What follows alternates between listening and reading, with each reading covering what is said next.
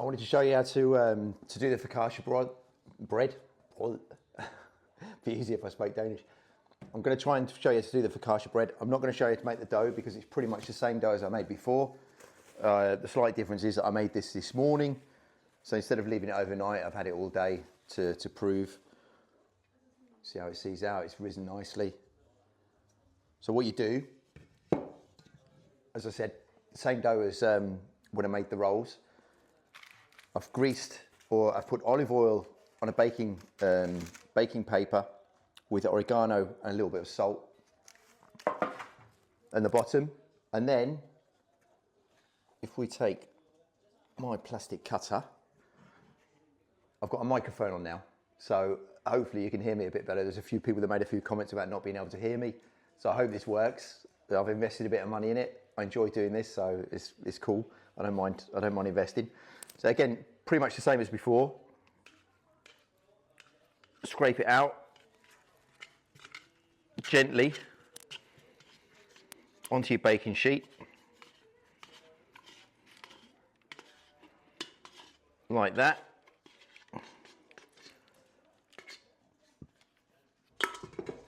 There we go.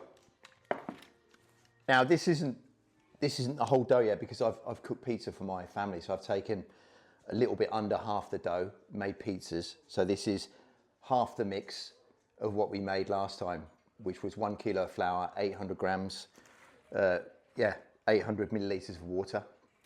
So this is just over half of that mix. So if you made the whole mix, it would be enough for 2 baking sheets. So when I do this, I normally do that recipe and I have 2, which is enough for the week for the kids' packed lunches and stuff. So yeah, so again, olive oil in the top.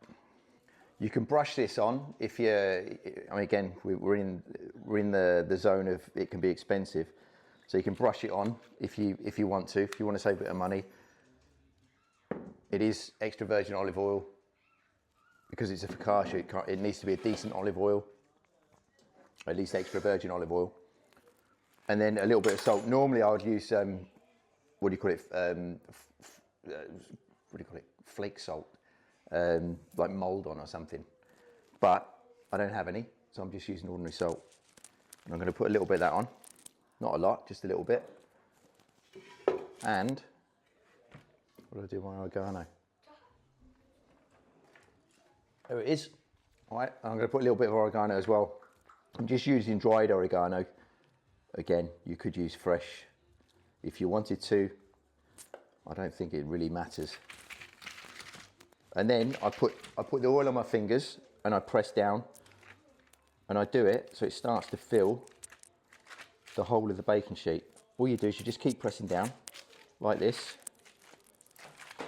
and at the same time stretching and pressing down, and just get it to fill the whole of the baking sheet. You can see these air bubbles there. So push it down. It will start to spring back.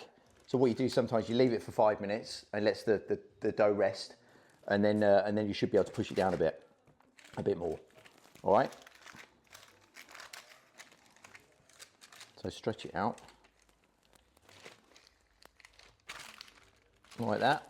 You can see it just keeps springing back.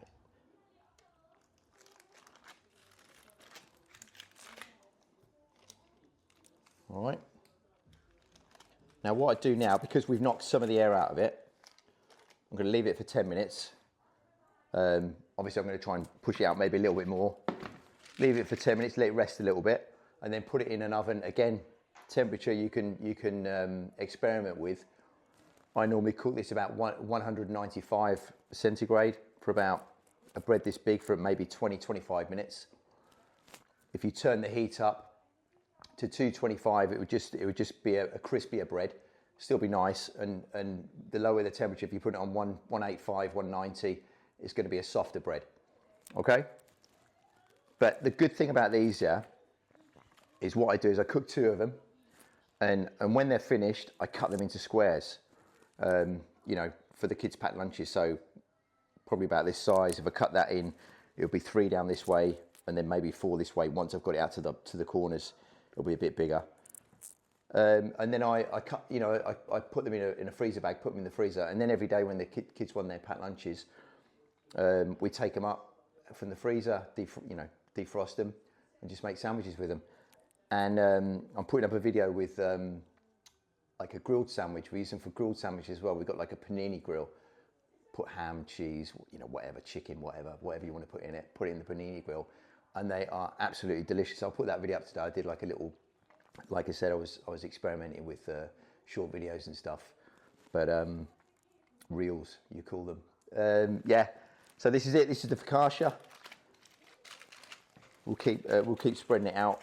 I want it to fill the whole baking sheet. I want it to be enough for the sandwiches for the whole week, and I don't want it to be too much bread.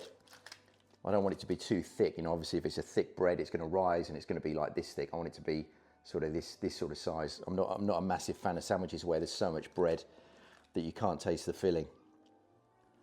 But the sign, the way this keeps stretching back, it's a sign that I've really worked the dough really well. The gluten is stretched, so it wants to shrink back. It's kind of holding its shape. All right, we'll let that go. Gonna wash my hands.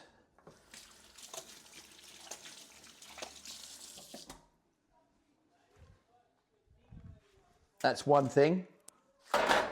And then what I wanted to do is I want to show you another quick thing, yeah? Pickling.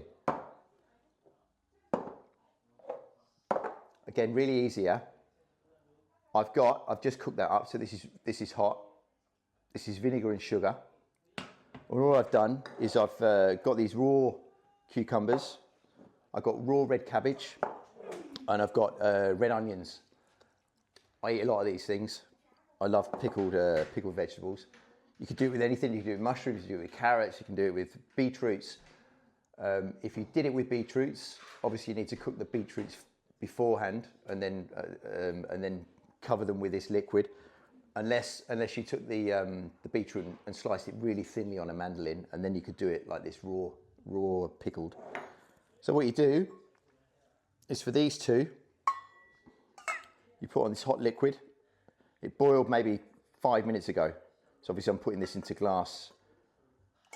So I don't want it to be, I think these glasses can take it, but. All right. And then I'll cover the red cabbage as well.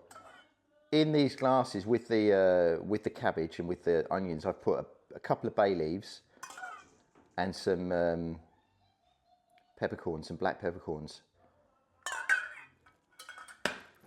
You can put, they're called aromatics. You can put cloves, star anise, all sorts of cinnamon sticks, all sorts of different stuff. But you know what I actually prefer when it's not too, I think sometimes they sort of, it can be too much. But you know, that's whatever taste you're into. If you like it with star anise or cinnamon, put them in. Don't go overboard. Like I say, I like them a bit simple. Because when I use these, I use them with dishes that have got a lot of stuff in anyway. So sometimes it can be too much on the palate. But again, you can decide what you want to do. So I'm going to continue to fill these up. And these red onions, yeah, they'll go a deep red, and they are absolutely delicious. The only difference is when I do the cucumbers, I let it cool down a little bit, because the heat makes the cucumbers lose their colour. So I like to make it sort of, leave it until it's like warm, and then I'll cover the cucumbers. And what you do is you put the lid on, maybe leave it 5 minutes, put your lid on. No, that's not done. Where's that one? Oh, this is another lid. So yeah, you cover them. Make sure you push the cabbage down all the way. Put them in the fridge. You know, you can eat them straight away if you want, but you know, the longer they stay in there, the better they get. So yeah, what I'll do is I'll take a picture of these in like a couple of hours, and you'll see the difference in the colour. They go like a really bright. It's a really nice colour actually. It goes sort of a pinky red. But I eat these with loads of stuff. You know, we made that the rye bread, and we do like a tuna salad on the rye bread, and we put these on top, and it just works. It's magic. All right.